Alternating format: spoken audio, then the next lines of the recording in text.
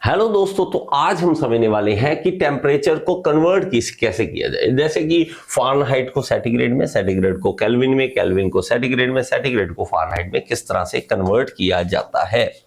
तो आपको बेसिक पहले पता होना चाहिए कि आप अगर देखेंगे तो टेम्परेचर तीन तरह के हम देखते हैं, केल्विन, सेल्सियस और फ़ारेनहाइट। तो आपको बेसिक ये समझना है कि भाई साहब यहां पे 0 डिग्री सेल्सियस जो होता है वो होता है फ्रीजिंग पॉइंट ऑफ वाटर। और यही अगर फ्रीजिंग पॉइंट ऑफ वाटर अगर केल्विन में देखोगे तो 273 केल्विन होता है। और यहां पे फ्रीजिंग पॉइंट देखोगे तो ये होता है 32 डिग्री फ़ारेनहाइट। और यहां पर इसका बॉइलिंग पॉइंट 212 फ़ारेनहाइट और इसका 100 डिग्री और यहां पे 373 केल्विन। तो तीन ये बेसिक आपको पता होना चाहिए, तभी आप आगे बढ़ सकते हैं, क्योंकि आपको ये यूज करना है। कहां पे यूज करना है? कन्वर्ट करने के लिए आपको टेम्परेचर, ये एक बार देख लीजिए, बॉइलिंग पॉइंट सबके देख लीजिए, फ्रीजिंग पॉइंट सबके देख लीजिए, जो फिक्स वैल्यूज हैं उसको आप देख लीजिए। ओके, अब हम चलते हैं आगे कि फॉर्मूला क्या होना चाहिए। तो फॉर्मूला आप देखिए, कोई भी टेम्परेचर हो जो आपके पास, उसको आप यहां पे रखेंगे, माइनस करेंगे freezing point of water. Freezing point of water होगा जो, उसको आप माइनस करेंगे, नीचे बॉइलिंग पॉइंट और माइनस फ्रीजिंग पॉइंट। ये हमारा फॉर्मूला है। अब इस फॉर्मूला को यूज कैसे करना है? जैसे कि मान लीजिए आपके पास सेल्सियस टेम्परेचर है, तो आप freezing point of water 0 minus करेंगे और बॉइलिंग पॉइंट है 100 माइनस फ्रीजिंग पॉइंट कितना है? 0। ये आ गया मेरे पास सेंटीग्रेड का, मतलब सेल्सियस का। अब हम फ़ारेनहाइट की बात करते हैं। फ़ारेनहाइट माइनस, इसका आपको मैंने बताया, देखिए माइनस करना है फ्रीजिंग पॉइंट, और फ्रीजिंग पॉइंट कितना है? 32, अभी मैंने आपको बताया।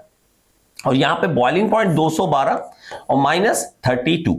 इसी तरह केल्विन का, केल्विन माइनस 273 और अपॉन यहां पे 373 माइनस 273। आपको अगर ये फॉर्मूला पता है तो आप कभी भी बना सकते हो, लेकिन इसका शॉर्टकट भी, ऑब्वियसली हम इसका शॉर्टकट भी करेंगे। आप कहोगे सर इतना ही लंबा इसको कैसे याद रखें? इसका शॉर्टकट भी है। देखिए C अपॉन 100 आ गया, Celsius upon 100, Fahrenheit minus 32 upon 180, इसको माइनस करते हैं तो 180 आता है, और K माइनस 273 अपॉन 100, ये आ जाए, हाँ हमारे पास आ जाएगा। इसको अगर आप कैंसल आउट करोगे और के वैल्यूज देखोगे कि कौन कौन सी वैल्यूज इसके अंदर आएंगी, तो 0 0 0, ये नीचे वाला तो कैंसल हो जाएगा, इसका 5 और ये इसका 9 और इसका 5, अगर आप देखोगे इसको। और ये हमारे पास अगर देखोगे तो ये फॉर्मूला फाइनली हमारे पास कैसे बन जाएगा? C upon 5 F minus 32 upon 9 और K अपॉन 5 माइनस 273 अपॉन 5, ये हमारे पास फॉर्मूला बन जाएगा।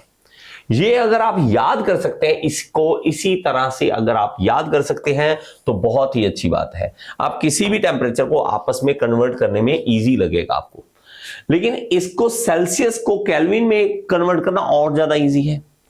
अब पहले तो इसको याद कर लो, अगर आप इसको याद करो तो कोई भी आपस में, तीनों को आपस में किसी में भी कन्वर्ट करना हो तो इजी है। इन दोनों को आपस में कन्वर्ट करना है, आप इन दोनों को आपस में रखिए, सामने रखिए, इन दोनों को वैल्यू लीजिए और कर दीजिए। जैसे कि मैं अभी आपको एक एग्जांपल लेके देता हूं। तो हमारे पास जैसे मान लीजिए कि सेल्सियस जो है, सेल्सियस की वैल्यू मेरे पास आ गई, मान लीजिए 100 आ गई, मान लीजिए 100 हमने बॉइलिंग पॉइंट देखा था, तो फ़ारेनहाइट में कन्वर्ट करना इजी हो जाएगा। सेल्सियस मेरे पास 100 है, तो ये 100 रख लेंगे, 100 upon 5 is equal to F minus 32 upon 9, ये कर देंगे। अब मेरे पास ये देखेंगे तो हमारे पास 5 और ये 20 आ जाएगा, और ये आ जाएगा 180, और यहां पे आ जाएगा F माइनस 32, और ये F कितना, यह 32 इधर आ जाएगा, 180 प्लस 32, तो ये मेरे पास 212 डिग्री फ़ारेनहाइट निकल आया। तो फ़ारेनहाइट निकालना इजी हो गया मेरे पास, फ़ारेनहाइट आपके सामने निकल रहा है इजी से।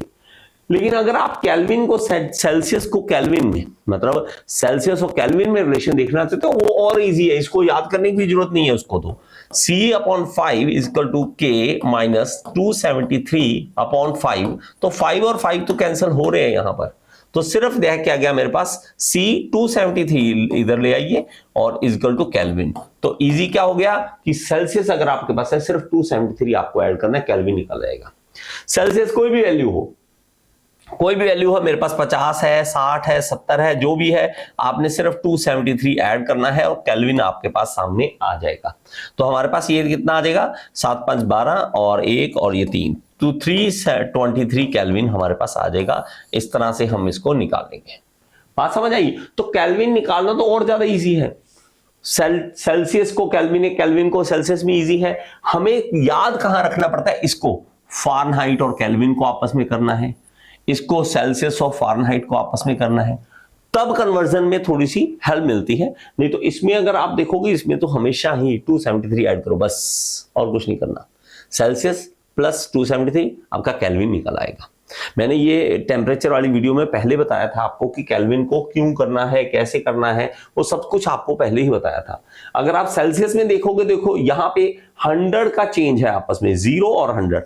लेकिन अगर आप देखोगे फारेनहाइट वाले में, तो यहां पे 32 और 212, यहां पे 180 का चेंज है, 180। इसीलिए 180 माइनस का हम देखें 180 आ रहा था हमारे पास। ये फ्रीजिंग पॉइंट, ये भी फ्रीजिंग पॉइंट, ये बॉइलिंग पॉइंट, ये भी बॉइलिंग पॉइंट। इस तरह से हम इन चीजों को समझ सकते हैं। आई होप ये कन्वर्जन आपको समझ आ गया होगा कि केल्विन को सेल्सियस में, सेल्सियस को फारेनहाइट में, फारेनहाइट को सेल्सियस में। लेकिन अब कई बार बच्चे सर क्यों इतने पंगे हैं? पंगे इसलिए हैं बेटा, दुनिया बहुत बड़ी है, दुनिया बहुत बड़ी है, देश बहुत है, साइंटिस्ट बहुत हैं, सबकी अपना अपना ज्ञान है, सबने अपने अपने ज्ञान के मुताबिक अलग अलग स्केल्स बनाए हैं।